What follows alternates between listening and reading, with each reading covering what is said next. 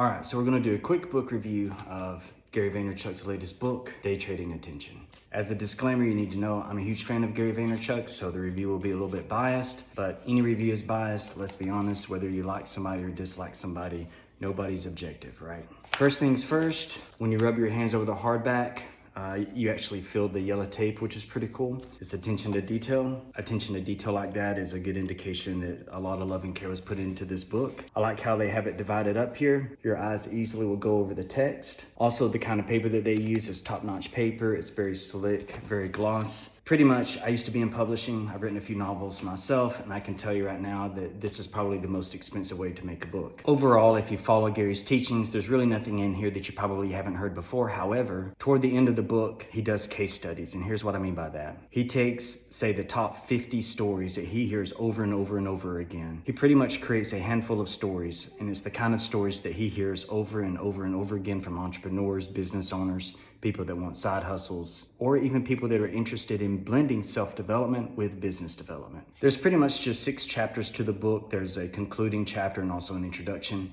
And in the introduction, he opens up with the story about the guy on the longboard drinking the ocean spray. We all saw that go viral. He was just a regular guy, didn't have a huge following, but that video goes viral and he ends up with all these brand deals and it changes his life. And the fact that Gary opens with that in the introduction, it kind of sets the tone for the rest of the book. So I'll be as brief as I can. I will tell you, I read it in 2 days. It is worth reading. It is worth buying and reading, even if you've been following Gary since as long as you can remember. Chapter 1 talks about the TikTokification. I can't even say that right. TikTokification of social media, where the other social media platforms have picked up on what TikTok is successful at, and that is getting content in front of you that they know that you're gonna be interested in. That's why you see on social media, a lot of these For You tabs are popping up. Well, TikTok started that. Kind of the overall message is, it doesn't matter if you have 5 followers, if you got 5 million, since your content is getting in front of people that are interested in that subject, you can go viral overnight. In part 2, he talks about modern advertising framework, and there's these different definitions for different approaches in advertising, like platforms and culture, abbreviated by PAC, strategic organic content, SOC, post-creative strategy, PCS. And he kind of breaks down what all of these mean in marketing lingo, which marketing leaders have these discussions all the time. They know what these initials mean. They know the ins and outs of it. And he really digs in and kind of explains it to you. You kind of feel like you're able to eavesdrop in the executive management conversations that take place about marketing. If you had his energy and you had his passion, he kind of lays out the ability. I felt like I could go start my own marketing agency if I was passionate and I wanted to do something like that. He lays out that kind of information. I think it's really helpful and informative. In part 3, he talks about the core variables, and that is, how do you fine-tune and target your target audience? He talks about playing with all the features that the account offers, and his argument is, if they're offering you these things, they want you to play with them. So if TikTok offers the ability for you to do stitching, then you do stitch. If it offers the ability for you to do CapCut, then you need to play with that. If it offers you the ability to use hashtags, then play with the hashtags. At the end of the day, the platform just wants you to stay on there longer.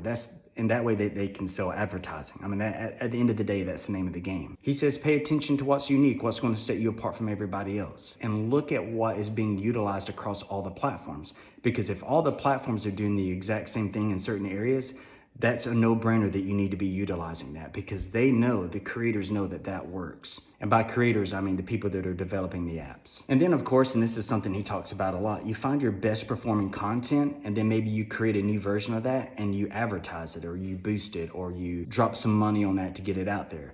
Whether you're dropping money on the original thing that you created or you're creating something new, kind of like a reformed version of it, you test your different materials, and then the ones that perform the best, drop some money on it. What he means by that is to just get it out there more, especially if you're in advertising. Chapter 4 is called Platform Overview, and he just does a deep dive into the different platforms and how they differ from each other and what you need to be paying attention to. Part 5 is breaking down content examples, and what he does is he talks about videos that were published on particular platforms and they really skyrocketed. What was so different about those? What is the strategy that people are using?